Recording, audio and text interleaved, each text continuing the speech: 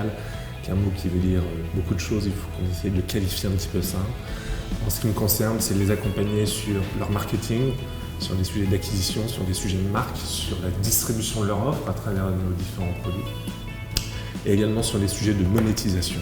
Effectivement, les outils digitaux, à mon sens, et c'est mon interprétation, il faut qu'on essaye de les qualifier. Ça se compte par centaines, naturellement. Il y en a qui sont disponibles, qui sont ouverts au grand public, qui sont ouverts à vos collaborateurs, il y en a qui sont payants, naturellement aussi, et que vous installez pour vos collaborateurs, pour vos équipes, pour les solutions industrielles, infrastructures, etc. Donc le panel est extrêmement large, extrêmement large. Donc il y a des outils qui vont concerner votre organisation, qui vont concerner vos équipes, les collaborateurs, comment les former, en continu, etc.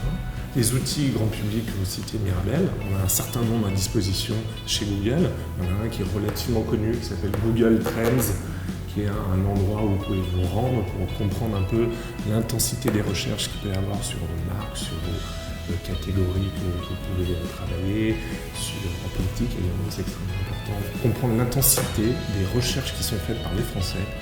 Voilà. Donc ça, c'est un outil qui est public. Et après, on peut rentrer un peu plus en détail. Et après, il y a des outils pour le grand public. On parlait de Google Earth, on parlait d'Instant, Google Maps, YouTube, je pense que vous connaissez un certain nombre de nos outils. Et il y a des outils que je vais appeler pour le business, qui sont aussi ouverts, parce que la plupart des outils que nous avons à disposition sont dits en open source et qui sont disponibles en ligne. N'importe qui peut s'y connecter. Et quand j'entends outils pour le business, il y a deux catégories selon moi, c'est pour savoir tout ce qui est solutions marketing, acquisition, etc. et les solutions cloud. C'est grosso modo le type d'outils qu'on peut avoir, les solutions marketing et les solutions cloud. On est parti sur refaire un projet d'entreprise, mais en mode ultra collaboratif. Mais vraiment collaboratif, c'est-à-dire que c'est pas simplement une équipe de travail, et puis après on range le poste de travail et puis on décide de faire de se parler, de travailler ensemble, etc. Et c'est seulement après, une fois qu'il y a eu des collaborations qui se sont mises en place, que là on a utilisé des outils d'entreprise. Alors je ne sais même pas si c'est parti avec Google ou pas, mais c'est pas très grave. Les Trello, les Slack, tous ces trucs-là, qu'on a utilisés après coup, mais on ne les a pas utilisés juste parce que c'était moderne ou parce que c'est parce qu'on en a même réellement besoin. Il y a une contrainte de ressources, ça coûte quand même de l'argent de faire tout ça, et il y a une contrainte de cybersécurité qu'on est obligé de prendre en compte.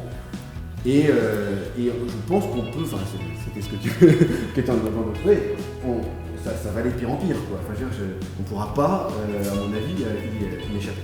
On a redesigné nos agences pour faire en sorte d'avoir une seule personne, en général plutôt un alternant ou une alternante, et puis s'ils sont 10 à attendre, ils attendent, sinon ils reviennent. Et on fait en sorte qu'aujourd'hui, ils se connectent sur le système. Non seulement ils se connectent sur nos systèmes, mais on va les chercher. On utilise des techniques de Google et d'autres, et de leurs meilleurs amis de chez Facebook, pour, donc au travers donc, de bannières, d'aller chercher, d'aller cibler un certain nombre de populations en fonction de ceux que l'on recherche. Exemple, c'est un peu notre tête de gondole qu'on a réalisée sur la fin de l'année dernière. L'histoire faisait que nous n'étions pas chez Toyota à Valenciennes. Nouvelle équipe chez Toyota, on dit écoutez, vous avez une opportunité unique de rentrer. Il nous faut pour dans un mois et demi, 100 intérimaires. Donc on avait nous testé en pilote, c'est pour ça aussi qu'on est partenaire de Vivatech. On croit beaucoup sur l'innovation, de l'open innovation et du travail avec des startups.